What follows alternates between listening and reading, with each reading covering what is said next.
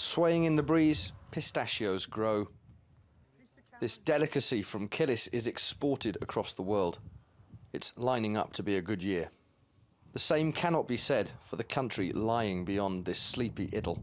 6 years ago, war engulfed the Syrian countryside. It's still going on.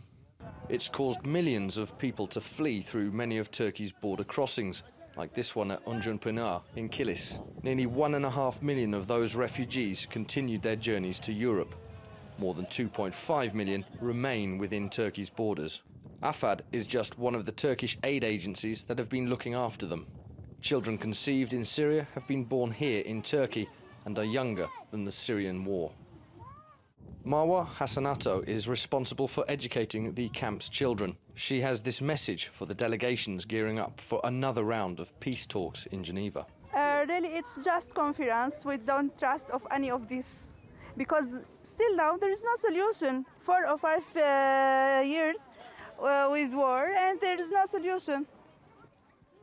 Refugees are at the mercy of the international community negotiating on their behalf. It's put families in a political limbo. When asked when Syrians in the camps will be able to return home, Sharif's answer is simple. I don't know, because there is war still going on in Syria. There's no obvious solution for our future, so we are waiting for it here. When the war is over, I will return to my country. Some of the camp's residents first lived in Kilis, some 20 kilometers away. A lack of security and work saw many move into camps like this one at El Bailey. Security has been stepped up throughout Kilis following last year's deadly suicide and rocket attacks by Daesh. The ongoing talks in Geneva and Astana are aimed at building confidence between the warring sides. But as the situation and war grows more complex in Syria, Turkey is reinforcing its positions. The Turkish military and its Syrian rebel allies are now established in northern Syria after they took control of the land once held by Daesh. Turkey's Operation Euphrates Shield stopped the YPG from gaining territory west of the Euphrates River. Turkey considers the YPG a terror group.